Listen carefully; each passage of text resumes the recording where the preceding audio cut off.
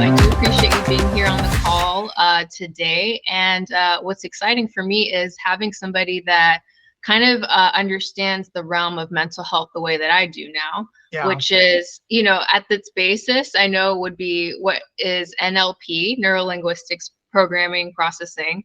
You kind of have moved beyond that. You've evolved beyond that, but you use some of those core techniques that people are finding out here.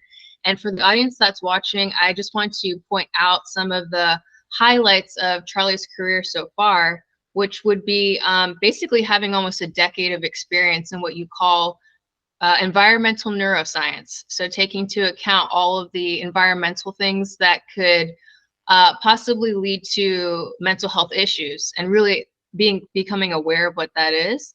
But you've also, in that span of time, created a very specific technique that you call Neuro Associative Disruption, right? Yep. And that's basically highlighting the fact that within just a few sessions, if not one session, you can get to the core of an issue right away that a person might be having as what they consider a block in their life, and really just letting that kind of shift for a person so that they can become even more of who they want to be and who they want to become in the world.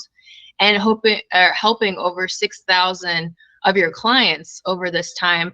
And not to say that they're dealing with, not that we're putting down stuff like depression and anxiety, but very severe issues and cases of that, you know, most of the time in medicine, my background, you would have used a lot of pharmaceuticals to help with kind of maintaining what the symptoms are. So on that note, I'd love to turn the mic over to you and just kind of touch base a little bit about what led you down this rabbit hole, because it's very unique. Like what in your life story really brought about this shift for you to kind of help the world in this way? Yeah, 100%. So it all started back in 2010. I just remember, so it was 2010. I'm in the local children's hospital looking at my son hooked up to life support. And just, nothing seemed real at all. I literally felt like I was out of my body. And so going back before that, earlier in the school year, Christopher was having some trouble sleeping. Now, when he was an infant, when he was a toddler, he also had trouble sleeping, and he was put on a prescription sleep medicine. So the doctor that he originally had as a pediatrician retired. So there was a new practice person in there. I don't know if she was new to it, but she was the newer doctor for him. And so she considered herself an expert in that field of psychiatry, even though she was a pediatrician. She said she ran all these tests and she diagnosed him that he had maybe some mild depression, and decided to put him on Zoloft. And I remember this point like it was yesterday, Christopher saying, "But I don't feel depressed." He had no symptoms of depression. And so they put him on Zoloft. Throughout the school year, we started noticing he was wearing all these long sleeve shirts. And so from that long sleeve shirt, him and his mom, we kind of cornered him, and I had to force up his sleeves. And he had cut marks down both arms. And like, as a father, that just not being able to help your child, or people that have kids, like you do anything for them, and like, what is going on? And so we brought him to a psychiatrist. The psychiatrist talked to Christopher, talked to both of us. Yes, he's depressed. Increased his medication. 2 weeks after the increase, his mom and I were going to go out and get some food. So he was left there with Michaela, who was 9, and Gigi was 3. And we're going to go get some pizza.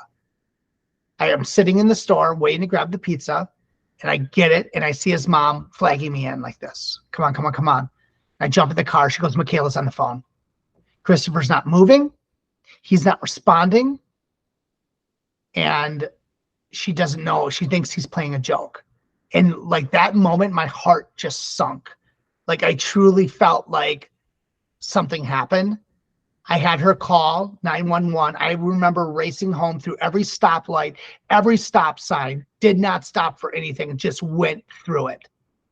Pull up into the driveway. The garage door's opening. I remember opening the door, and I remember I don't know why, I just remember that burning smell of the brakes. From racing home and slamming on the brakes and getting home. And I remember running down to the basement and into the laundry room, and Christopher had taken his life. Hmm. His mom and I started CPR. 911 came, they brought him to the hospital. I finished up at the house. His mom rode with him. I got out to the hospital. They're like, this is really serious. We got to fly him via helicopter over to the local children's hospital. And so we had to drive over there, thinking this whole time, like I felt like I was outside my body floating. And I remember getting there, the doctor sitting down and saying, hey, look, this is really serious. We'll have time will tell what happens. And like 3 days later, we had to take him off life support because he was not going to make it. His brain was depleted without oxygen for too long. And so, you know, I was in a spot in my life, we all were, and then I ended up 8 months later, my brother-in-law had a massive heart attack and died in his sleep at the age of 40. Then 4 months after that, my dad was diagnosed with lung cancer, passed away 4 months after that. A month after my dad passed away, my mom was diagnosed with pancreatic cancer and died like 2 months after that. And then like literally probably a month later, divorce. And I was moved into my parents' house. And I was sitting there by myself thinking that nothing, like this is it. And I wanted to end my life. The police were knocking at the door. They brought me over to mental health. And I spent a night over there, and I was at the lowest point of my life. But it was that moment. And when I came back, I realized that there's something better that has to happen. Like none of this should have happened, especially with my son, the way it did. I wanted to find a way how to impact people's lives, not just on the mental health side, but even barriers as we go as entrepreneurs. We have all these barriers and we have no idea why we can't break to the next level. Mm-hmm.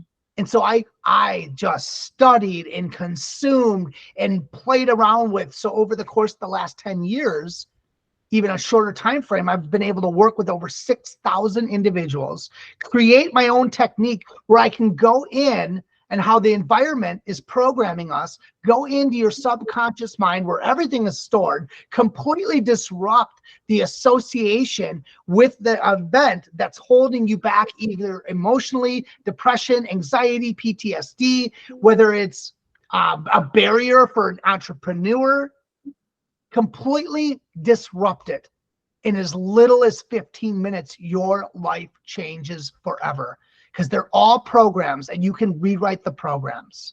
And that's the power of what I've been able to give to this world and trying to actually grow this at a bigger and bigger scale so I can serve as many people around the world. And that's all to honor my son. And I just love helping people. Yeah. Yeah. They say hard times make strong men. Mm-hmm. And how, what was the time frame from the point of your son passing to when you ended up, let's say, by yourself and just kind of having to recuperate? How long was that period for you? It was about 2 years. Okay. Two and a half years. I remember that we were in grief counseling. Like we went with one for the kids, where the kids went upstairs and the adults talked down below. And then we went to another one that was private. We did that we were in grief counseling every single week. Yeah. For about 3 years, I was doing that for.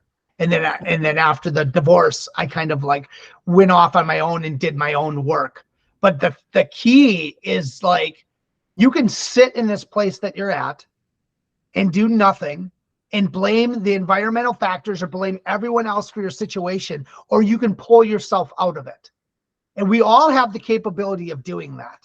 We all have the capability of not allowing something to affect us, but it's going back to that root of where that is. So it's over the 2 years is where I kind of did a lot of work, and I still constantly do work. And I feel myself leveling up energy-wise more and more and more every single week. Like big, like energy levels through the meditation, through the different experiencing different types of sound bowl healing. It doesn't matter what it is. It's just getting out there and disrupting yourself and doing things that you think you would never do before. Just going out and trying it. Because guess what? If the stuff's not working for you right now, Where are you going to be in 5 years from now if you continue to do the same thing over and over again and think that there's going to be a change? It's up to you to completely disrupt the way your life is looking at this world and finding new ways to look at it and new things that are going to interact with you, because that's where you're going to start to see the change. Yeah. And I think that the testimony of your story so far is a huge embodiment of what they call in the self-help and personal development world as the pivot. So you've been able to pivot in such a way that's compelling for a lot of people and very inspirational, because not everyone can lose their worldly support system and be able to function after that. Yeah. It takes an expansion of your mind. And I think and out of just curiosity, because this really, you know, for us, I think we like to help people where they're at. But beyond that, where does faith for you, how did that change for you in this, I guess, in this story? Was that an anchor for you? Because sometimes it's hard to hold on to things when, or at least mental structures that at one point felt safe when it's no longer there, like the relationship's not there or what. So Yeah. how did that evolve for you? Well, I knew I pulled away from faith for a while after my son passed away, because I was like, why would this happen? Right. I was always asking why. I grew up Catholic, kind of walked away from that. I have my own faith in God right now, but my connection through him or through this entity is through my meditation. So I've really incorporated the spiritual side of it, but I connect the spirit, and it doesn't have to be God for somebody. It can be anything you want. It doesn't matter. It's that connection to your soul, to something that's higher up than you, and just directly going to the source. And that had really putting your trust and faith in things that scare the shit out of you is something that I learned to do. So I learned to embrace and just trust the process and go off on my own and do the things I need to do, because I just had faith that it was going to happen. But you got to do the work too. But if you put your faith in something bigger than yourself, you know, things start to change. I had a lot of stuff I had to clean up from my childhood. That's where I always bring people back with my process. I go back to childhood. And I had codependency. I never felt like I was loved. I never felt like I was good enough. I call this the 4 fears. I don't feel like I'm loved. I don't feel like I'm good enough. I don't feel like I'm significant, or I don't feel like I'm connected. You could place everything in your life into one of those factors. Even if you're an entrepreneur and you have a barrier or a block, think about that. What's that block for you that's holding you back? Identify it, place it into one of those fears. And what's the earliest memory that you had where you started feeling that?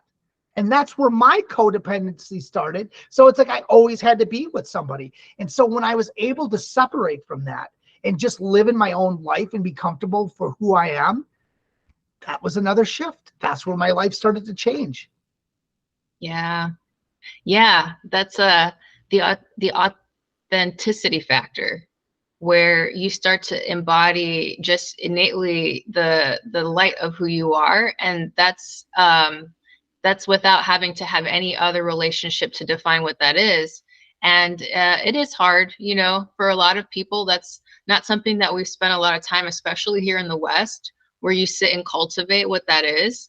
But I think it is shifting. And so would you say your technique then is born from just the years and years of work that you've done, and taking into account, since you went into grief counseling, that type of work? And how did the technique basically evolve? Because it's so rapid, it's so quick. So for a lot of people, they have to get over the idea that change could even happen that quickly, because that's not necessarily promoted. So where did that come from? So yeah, I started learning all these different modalities, and I did tons of research. So I would sit there and I still research things. I'm like, okay, why is this? And I dig it down. I'll go to the library. Who's the best researchers? The librarians. They have access to everything that we don't have, and they know how to find it quickly. So I made friends with a librarian, and I would go over there and we'd sit there and just research. So I'd get all this information reports, documents, all this different stuff. How does this work? And I'd always ask the question, why and how? How is it working? Why is it working? And then dig down deeper and deeper and deeper. So it kind of started around NLP when I went to a Tony Robbins event too, just like, oh my God, like how is this stuff working? But I noticed when I got back from Tony Robbins, the trauma is still there. It doesn't disappear. In fact, a lot of the clients that I've worked with too have come from the Tony Robbins sector because Tony Robbins doesn't fix the trauma. I go back to the root of the trauma and just hit it so hard and redistribute your mind around that event. Yeah. It's almost like it's non-existent and it doesn't trigger you anymore. And so I started driving Uber and Lyft for a long time because I'm like, okay, I got to go all in. So that was my money maker. So guess what? Everyone that got in the back of my Uber and Lyft, when I'd go out for like 12-hour days, driving 7 days a week, right? They say, hey, look, if you practice this just 18 minutes a day, you'll be better than 95% of the people. I was practicing this shit and developing it and getting better and better and better, 12 hours a day, 7 days a week. And so I'd find a new modality. And so I'd pull that in and I'd test it out and I'd create it and create it. So all these people that got in the back of my car, I shared my story with them.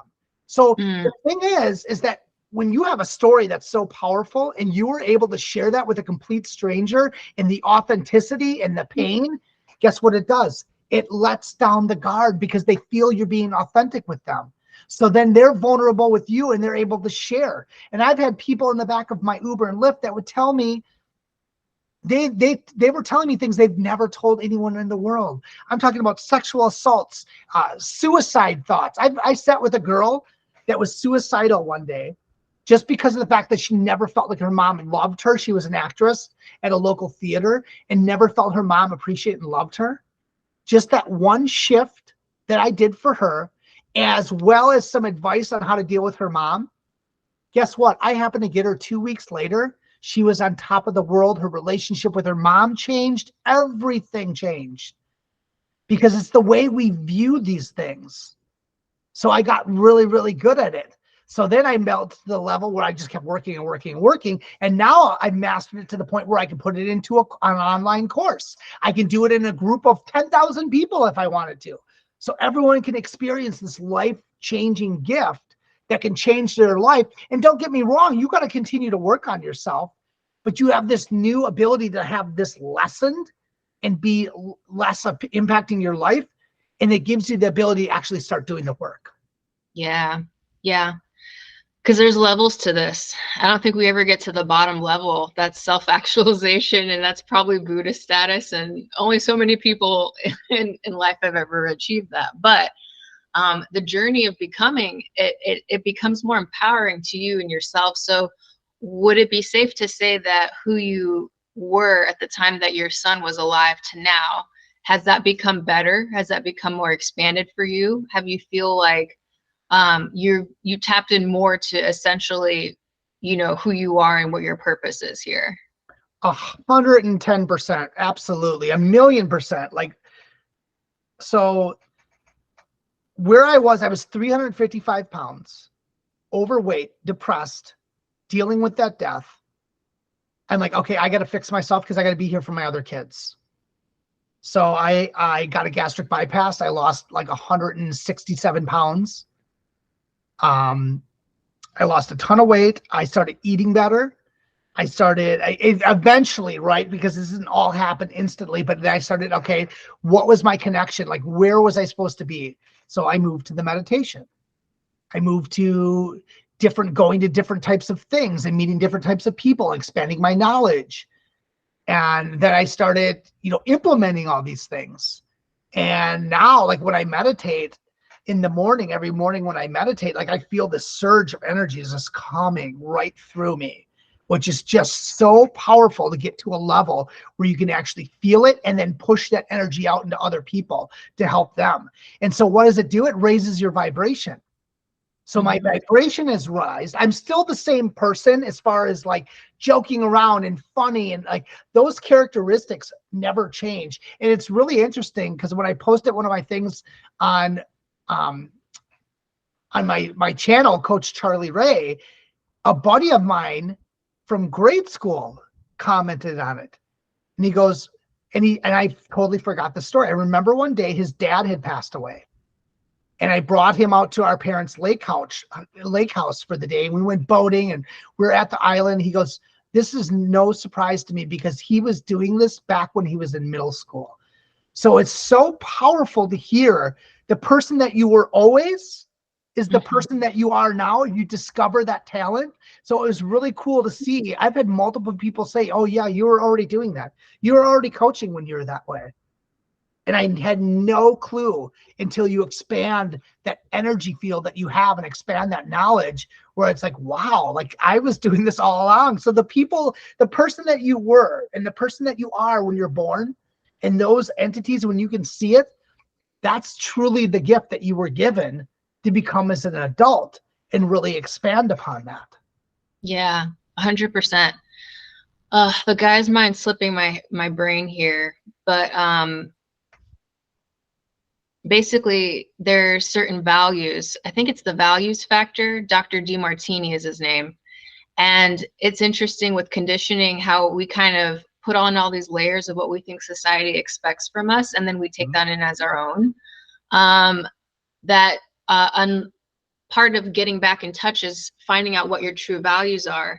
And some of it is it's not concrete. Sometimes it's just like a theme of your life. Like I would say for you, there's this theme of the healer. So, and in Greek mythology too, there's Chiron, who's the wounded healer. That archetype you see in a lot of therapists and a lot of people that they've had to go through. They got to go through hell and back. And if they're able to make it back, then they truly are somebody that you can take a lot of inspiration and wisdom from. So there's those types of things. Speaker, for sure. I'm sure you've been very eloquent with your words and whatnot throughout your life. And some people just, those little things you notice in childhood. But then, life happens, I guess, and it gets covered up. So finding and getting back to the root of values, there's a lot of people that speak on that, and it's truly important. And what I'm hearing too is this theme that I've recently got into with my assisted stretching business, which is the idea of detoxing.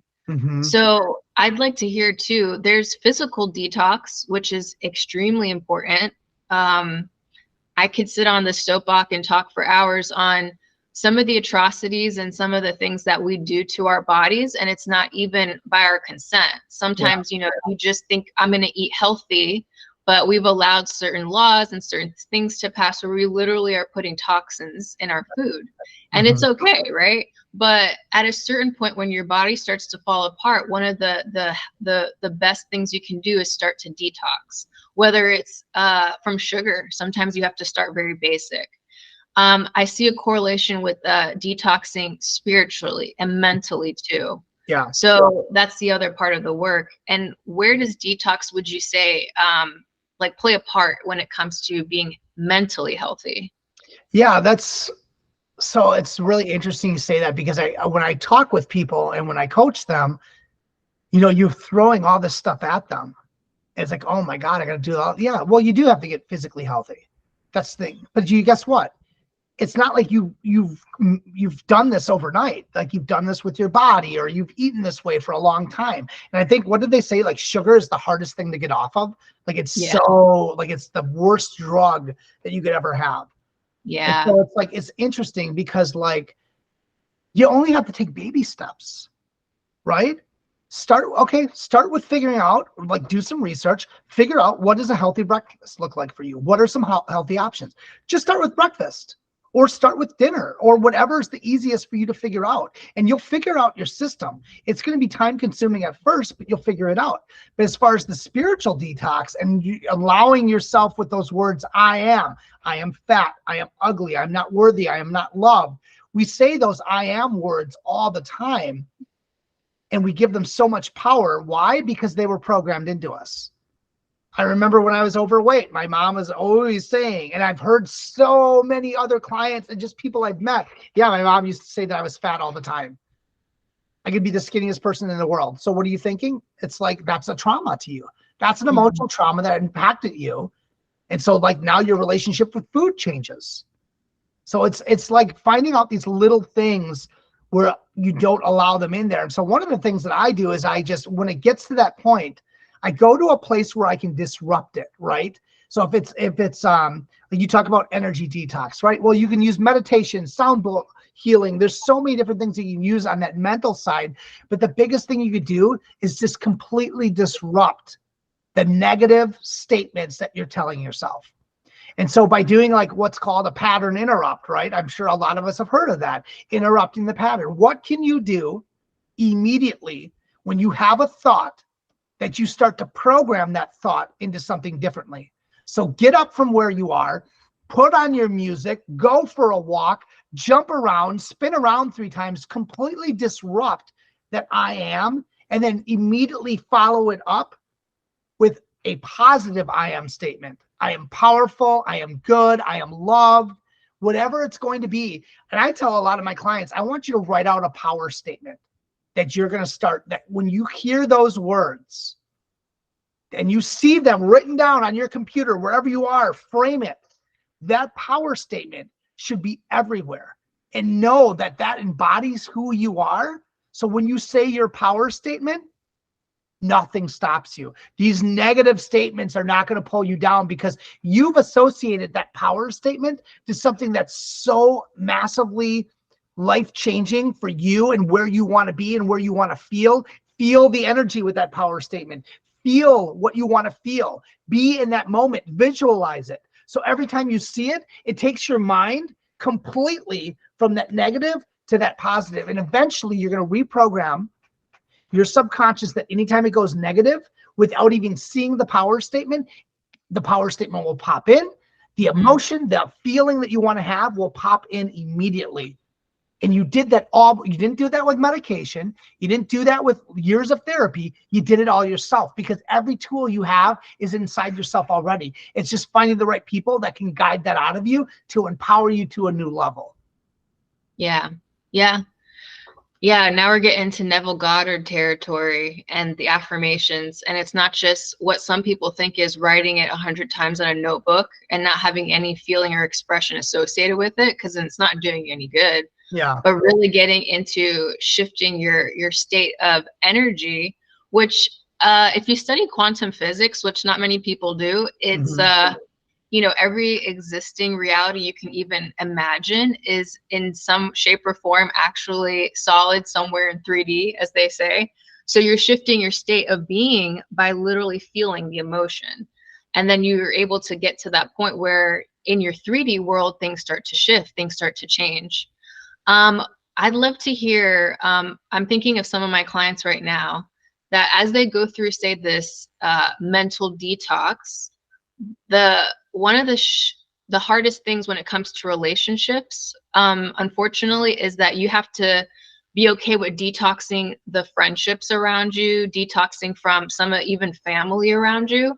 And that could be a hard barrier, because there's that idea of either people pleasing or not being left alone from the tribe. So as you start to ascend, let's say mentally, sometimes you'll notice that your circle of people have to change, and that's a tough one. So have you come across that with some of your clients, like when it comes to, now having to shift in relationship around people or a significant other, where for a certain point of time, things were okay, but then as you realize we're on maybe a different trajectory, how that looks like? Yeah, so I would say one of the keys that I always tell people is you got to find your value system. 5 things that you value in your life, right? And you got to hold yourself. So it's going to be hard. First of all, what's the word? Faith, respect, whatever these words are. Come up with 5 values and then define them. What does it mean to you to let's say, be respected, or to have respect? Define it, get deep, and take that. I don't care if you frame it or whatever, but put it in the bathroom, right? Because we're always starting the day in the bathroom or ending the day in the bathroom. Put it in the bathroom, read through your values, read the definition, feel it in here, and start actually assigning a number value to it. Let's say 1 through 10. If somebody does not hit respect at least a level 8, no, they're not allowed in my life. And so the more you just hold yourself accountable to those values, the more you're going to start to see yourself walking away from toxic relationships. That doesn't meet my value system. And even if it's your own family, hey, what about if it's my family? Well, guess what?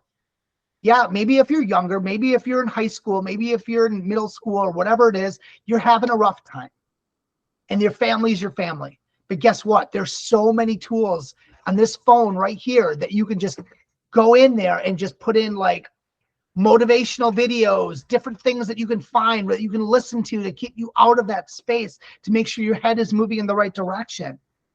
But that's the key. Once you start evaluating your value system, you can start realizing how my whole existence came about is lists. What was not working for me? What was working for me? Why was this not working for me? And just writing it all down. I just started making all these lists and started figuring out what these barriers and these things were in my life. My values. I had no values. Somebody asks you, hey, what's your value system? I don't know. I don't know what I value. Start there. And then hold the people that value the same types of things, or you hold them accountable to your value system. You pull them into your life. The other people, they don't get that chance. You'll find the right people, whether it's an intimate relationship, it will come. It will come, but it's not going to come and serve you in a space that you are right now. So once you start to move up and focus on your values, you're going to start meeting other like-minded people that are similar to that value. And so when you meet that person, or whether it's an intimate or business partnership, you're going to be like, oh my God, like you're almost going to feel like you're afraid that this is too good to be true, that you found somebody that's so similar and that's so valued. And I've experienced that recently as I've leveled up, is found somebody that's just, I'm like, is this really happening? Because I like, you question it. It's like, I've never experienced it before. But when you do, it's so amazing. And the level and the energy that you rise up when you're with that. And it doesn't even have to be an intimate partner, right? Let's say it's other people that are formulating your group or your tribe or whoever it is. And you're like, oh my God, like, I cannot believe these are just amazing people. And you start to level up. But you've got to do the work. You've got to stay at it. And I would say start with your values and define them and hold people accountable. You don't need them in your life, because you're just going to be going backwards and you're going to be spinning on this circle over and over and over again until you learn this lesson to get out of it, till you can level up. I want you guys, and who's ever listening to this, to level up as fast as possible. Learn that lesson, get rid of it, don't pay any attention to it, move on, and then level up to the next. Yeah. Yeah, because then once you get to that level, what resonated before won't necessarily resonate as well with you then. And then those people that come, you know, let's say from your future, moving into your life here, they're going to feel a different level of alignment, which is hopefully better. Yeah. Yeah. So on that note, is there any way, I guess, for you to get your message out to the masses? And what are you doing currently to kind of promote your movement that you've got here? Yeah, a lot of it has been in the marketing realm. I've been very heavily connected. I had my own marketing agency before I started doing any of this for a while, and at the same time.